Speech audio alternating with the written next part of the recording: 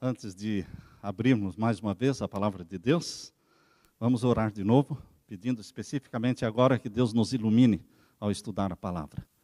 Pai eterno, estamos na Tua presença, em busca da Tua bênção. Obrigado pelo privilégio de dedicarmos ao Senhor crianças que vieram do Senhor e pertencerão ao Senhor para sempre.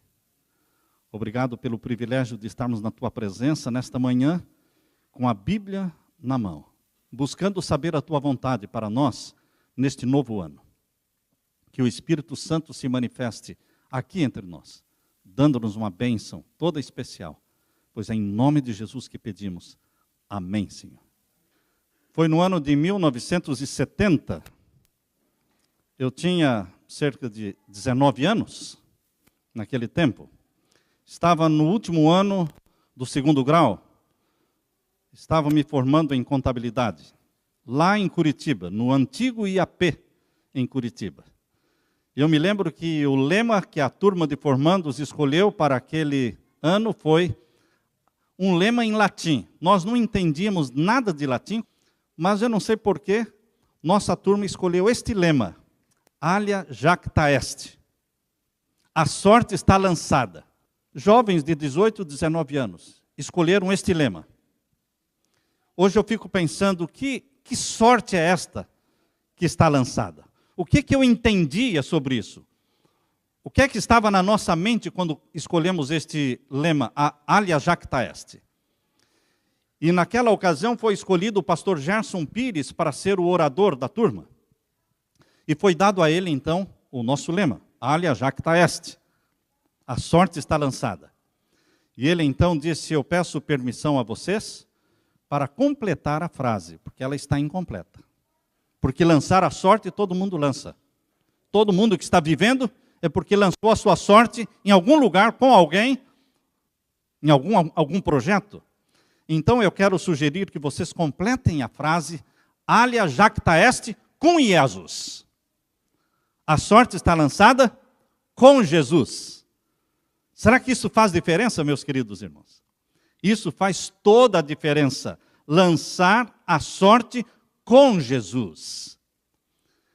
Quem pronunciou esta frase, Alia jacta est, foi um homem que é conhecido como homem de frases bonitas e memoráveis. Júlio César, imperador romano.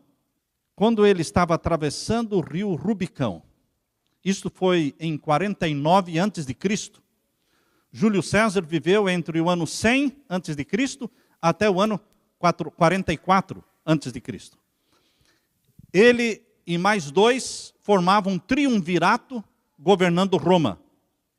Roma era governada por um triunvirato, formado por Pompeu, Júlio César e Crasso. Mas agora Júlio César colocou no coração dele o desejo de dominar Roma sozinho e descartar os outros dois. E com essa ideia, ele estava vindo da Gália, e ao atravessar as fronteiras da Gália com o Império Romano, ele estava atravessando o rio Rubicão, e ele falou esta famosa frase, Alia jacta est. A sorte está lançada. Qual era a sorte lançada por Júlio César?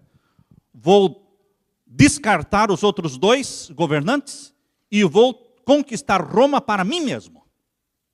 Júlio César queria Roma para si.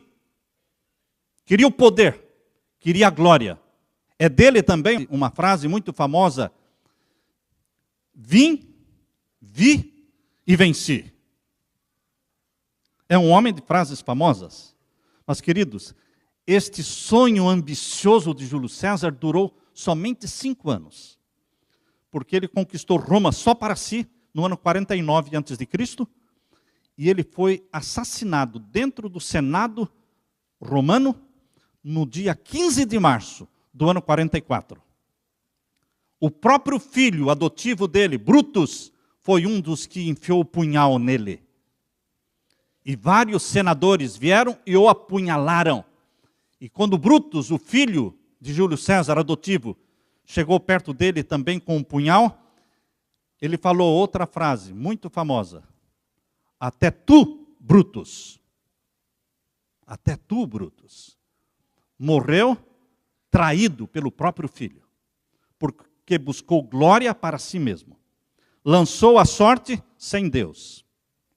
Queridos, eu conheço um outro homem que também marchou para Roma. 2 homens marcharam para Roma, Júlio César e Paulo. Júlio César queria Roma para si. Paulo queria Roma para Jesus. O apóstolo Paulo chegou em Roma como prisioneiro. E ele esteve preso durante vários anos na prisão mamertina.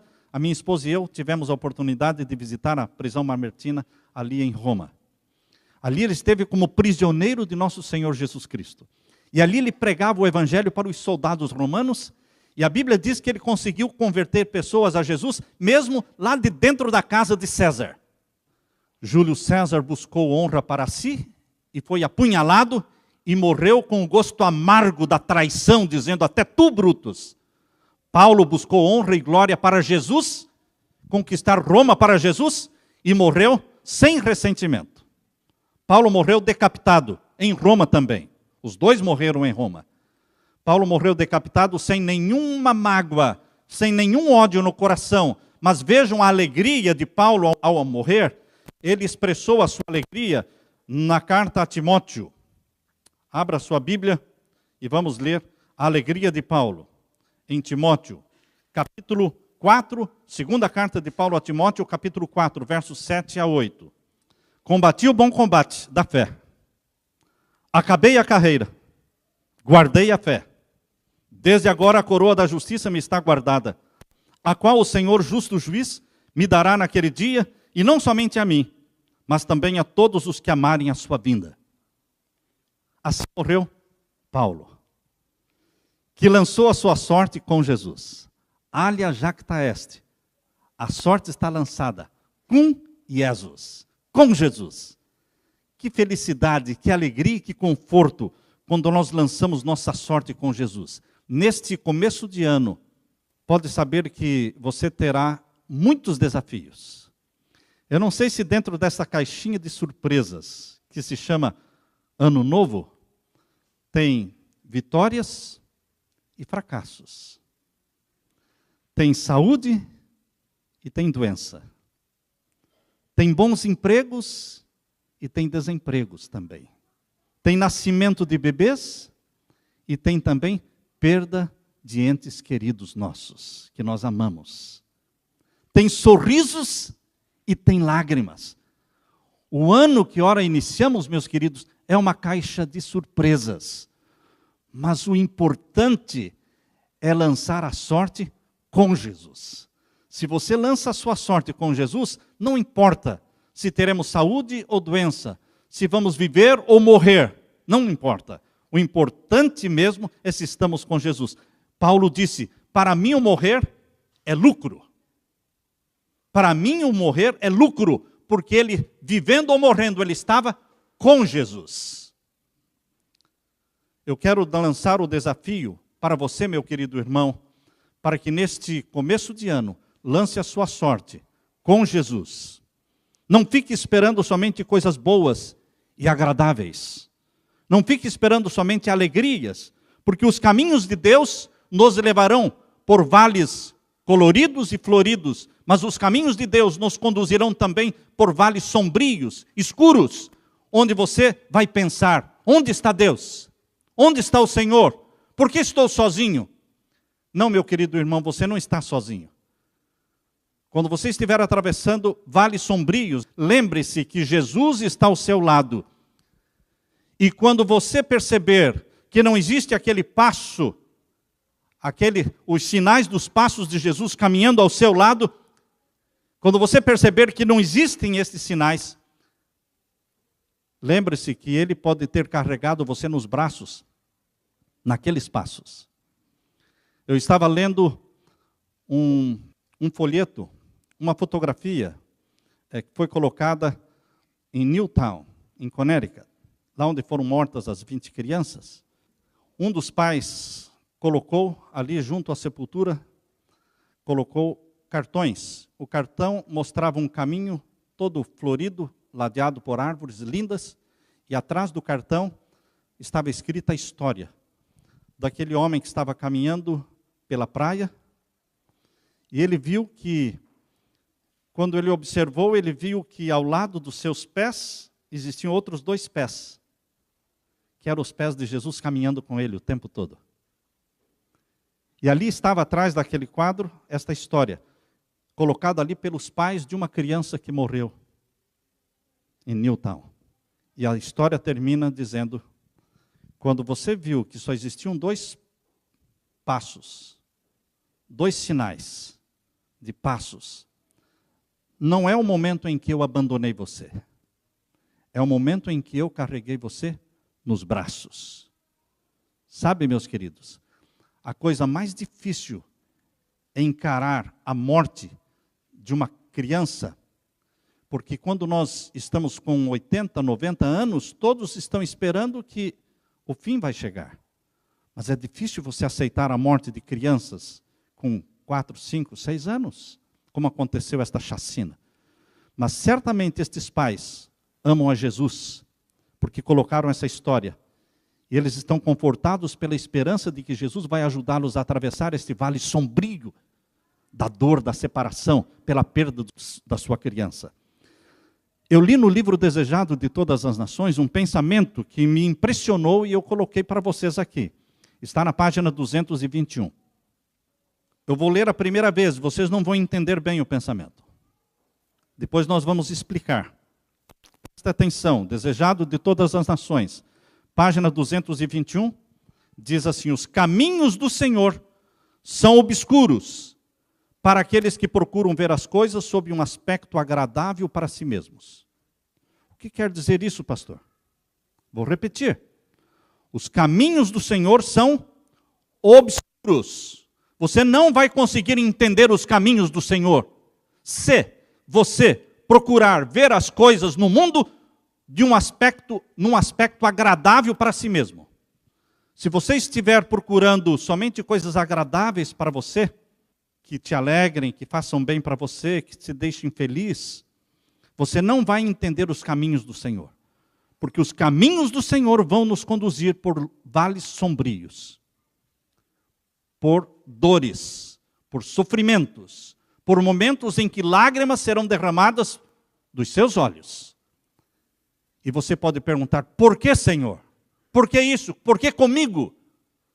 Você pode não entender os caminhos do Senhor, se estiver olhando sempre buscando encontrar coisas agradáveis. Porque a vida, ela está repleta de coisas agradáveis e desagradáveis. A vida do cristão nesta terra é comparada como a vida de um soldado em pleno campo de batalha. Quando você estiver viajando, ou andando de carro, ou andando pelas ruas da cidade, lembre-se, você não está andando na cidade de Boston, você está andando dentro de um campo de batalha. Existem tiros, existem ataques de todos os lados. Você está num campo de batalha. E a batalha é entre o bem e o mal. E os que são de Jesus, os que pertencem a Jesus, são mais odiados do que os outros. Porque Satanás odeia os que amam a Jesus. Muitas vezes nós seremos atingidos. Lágrimas vão rolar dos nossos olhos. Por isso os caminhos do Senhor são obscuros para quem? Para aqueles que procuram ver as coisas sob um aspecto agradável para si mesmos. Desejar todas as nações, página 221. No momento em que compreendemos e cremos que os caminhos do Pai Celestial se caracterizam pela misericórdia e pela salvação, o pranto se transforma em alegria e há regozijo no lugar da tristeza. Quando você estiver sofrendo, quando você estiver chorando, lembre-se de Zacarias capítulo 2, verso 8. Abra sua Bíblia em Zacarias capítulo 2, verso 8. Isso nos conforta. O que está em Zacarias capítulo 2 e o verso 8. Porque aquele que tocar em vós, toca na menina do seu olho. Você, para Deus, é a menina do olho dele. Ele olha para você, ele olha por você. Jesus, quando viveu na terra, ele era menino dos olhos do Pai. Você é a menina dos olhos do Pai. Mas por que Deus, o Pai, deixou Jesus sofrer tanto, se Jesus era menino dos seus olhos? É bom você entender, Porque você é a menina dos olhos de Deus. E Deus vai deixar você sofrer. O sofrimento é a escola onde Deus prepara os heróis da fé. Os heróis e as heroínas da fé são preparados numa escola chamada a escola das aflições. Todos nós passamos pela fornalha, pelo fogo das provações. E ali as escórias vão sendo eliminadas do nosso caráter, para que brilhe o ouro puro, verdadeiro, do verdadeiro caráter de Jesus em você. Eu quero ler para vocês agora o que encontrei no livro Maior Discurso de Cristo, páginas 64, 65. Preste atenção. A presença do Pai circundou a Jesus. E nada sobreveio a Jesus sem que o infinito amor permitisse, sem que primeiro o Pai permitisse. Para quê? Para a bênção do mundo. Aí estava a sua fonte de conforto. E esta fonte de conforto existe também para você e para mim. Aquele que estiver impregnado do Espírito de Jesus, habita em Jesus. O golpe que lhe é dirigido cai sobre o Salvador Jesus, que o circunda com a sua presença. O que quer que lhe aconteça vem de Jesus. Não precisa resistir o mal, porque Cristo Jesus é a sua defesa. Nada lhe poderá tocar, meu irmão, a não ser pela permissão de nosso Senhor. Maior Discurso de Cristo, página 64, 65. Nada poderá tocar você, sem primeiro ter passado pelas mãos do nosso Pai. Quando nós reclamamos porque estamos sofrendo, quando nós ficamos zangados porque coisas ruins nos acontecem, nós esquecemos que todas estas coisas, mesmo negativas e ruins, antes de nos tocarem, antes de chegarem até nós, passaram pelas mãos do Pai. E quando nós começamos a murmurar e reclamar, e alguns chutam o balde, outros jogam tudo para cima e se revoltam contra Deus, entristece a Deus. Porque por amor a você, Deus permite que você muitas vezes sofra. Porque você está passando pelo vale das aflições, pela fornalha em que as arestas estão sendo eliminadas para que o seu caráter brilhe. E nenhum caráter vai brilhar sem passar pelo fogo, porque assim como o ouro é provado no fogo, os filhos e as filhas de Deus são provados também na fornalha das aflições. Mas você é a menina dos olhos de Deus. Em Deuteronômio capítulo 32, verso 10.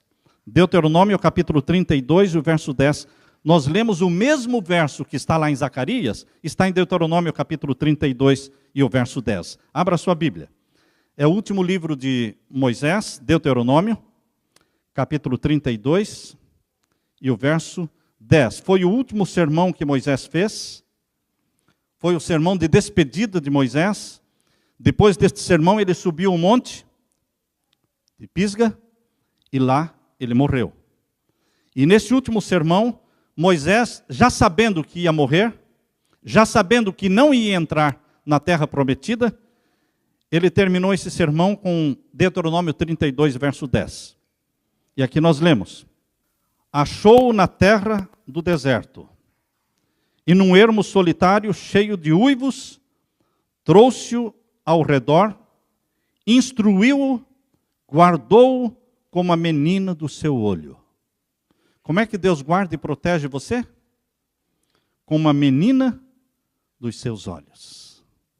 Você já pensou enquanto nós cuidamos da menina dos nossos olhos, qualquer coisa que vai ferir os nossos olhos, nós nos protegemos.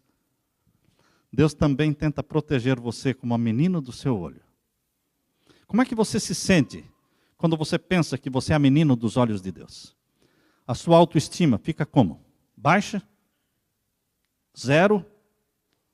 Ou uma autoestima forte? Elevada?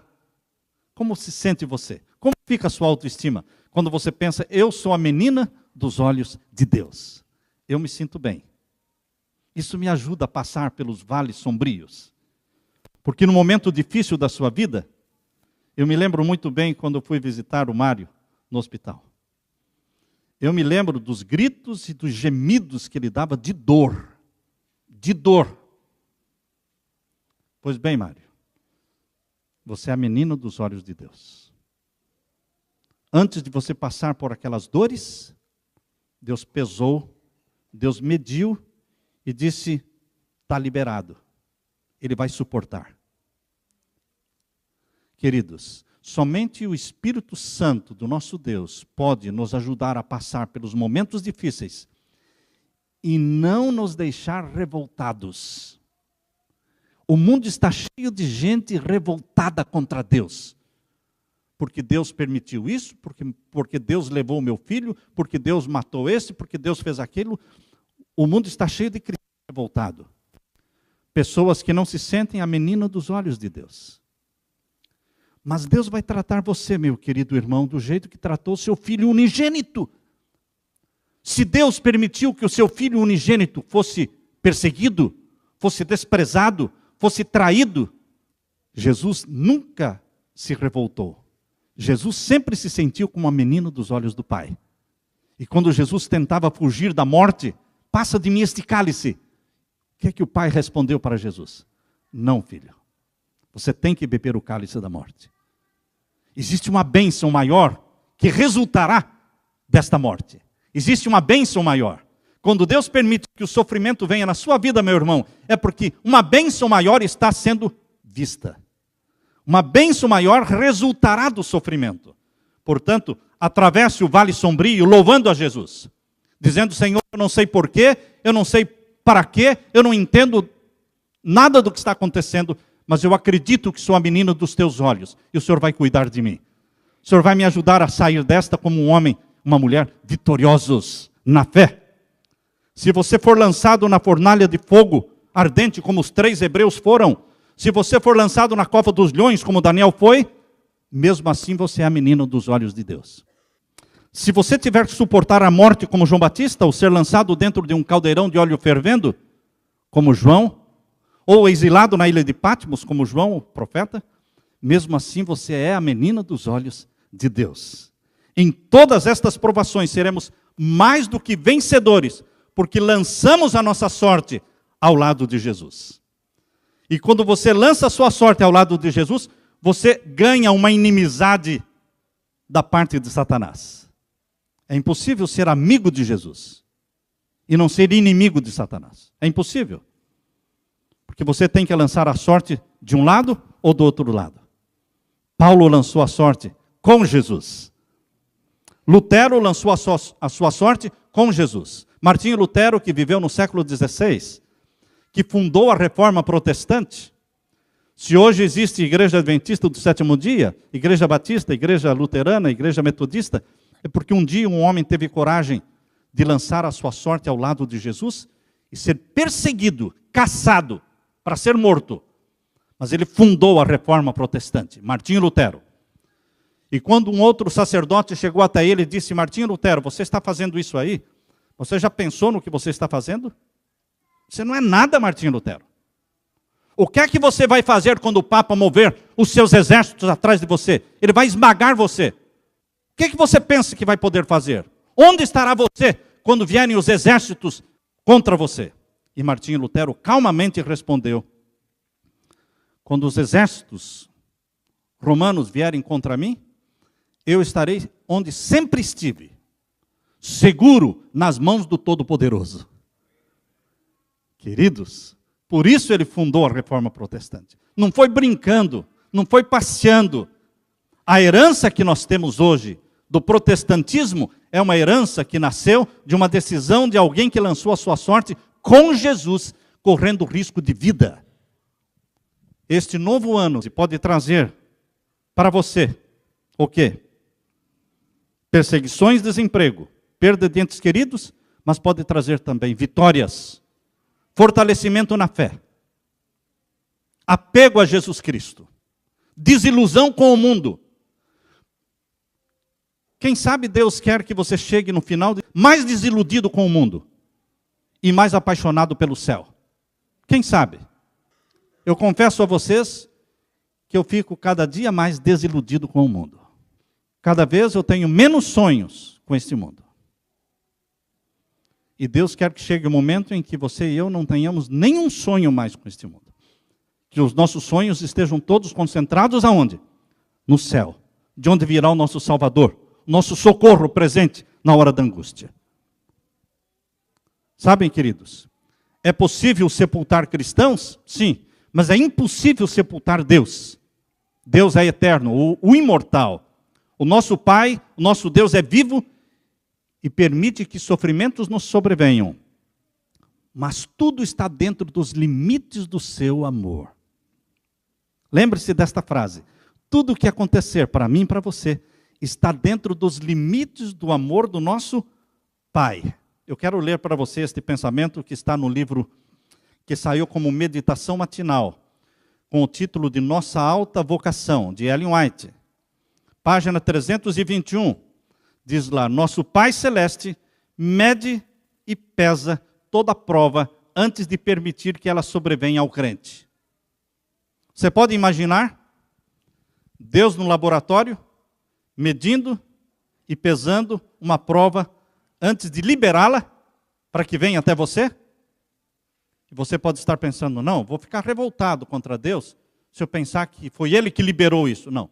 A causa das provas, dos sofrimentos, não é Deus. A causa do sofrimento, a causa das desgraças, a causa das doenças sempre é Satanás. Sempre. Mas Satanás não pode fazer nada sem que Deus permita. Então, antes de atingir a vida de Jó, Satanás, antes de atingir a vida de Jó, teve que receber de Deus o quê? Ok. Vai em frente. Mas tem um limite. Tem um basta que Deus dá, um basta. Deus também coloca limites nas provações que você recebe. Deus também chega um momento em que Ele diz para Satanás o quê? Basta. Não mais. No more. Nem um passo a mais. E aí Deus virou a sorte de Jó. E começou a fazer dele um homem 4 vezes mais abençoado do que antes. Você pode sofrer, meu querido irmão, mas Deus vai dar um basta. A Leila e eu, nossa família, sofremos por 5 anos. 5 anos por uma acusação. Mas Deus deu um basta. Demorou. Para nós, foi como 50 anos. Mas foram só 5 anos. E foi o próprio presidente da Southern New England Conference que foi usado por Deus. Sem ninguém pedir, sem ninguém exigir dele, ele escreveu uma carta. Ele escreveu uma carta em nome do pastor Samuel Ramos, para o presidente da conference lá da Virgínia. Ele se levantou em defesa. Chegou um momento em que Deus deu o quê? Basta. E disse, ele é pastor nosso, é um bom pastor. Está fazendo um bom ministério e vocês estão atrapalhando ele aqui. Vocês estão proibidos de falar com ele daqui para frente. Proibido. Qualquer coisa, nós respondemos por ele. Ele escreveu esta carta. E um dia ele me telefonou dizendo, eu estava saindo do estudo bíblico da casa do Euclides e da Márcia. Eu estava lá no estudo quando ele ligou. E disse, pode falar? Disse, eu estou num estudo bíblico. Ele disse, então me telefone, tão logo você saia do estudo bíblico. Foi no dia 24 de outubro de 2012. 24 de outubro, uma quarta-feira. Quando saí da casa do Euclides, eu liguei para o presidente, pastor Frank. Ele disse, Samuel, você já leu seu e-mail hoje? Eu falei, não. Então leia. Porque eu escrevi uma carta. Eu não sabia que carta. Eu escrevi uma carta para o presidente, outro. Leia a carta. Eu cheguei em casa, irmãos, e comecei a ler a carta.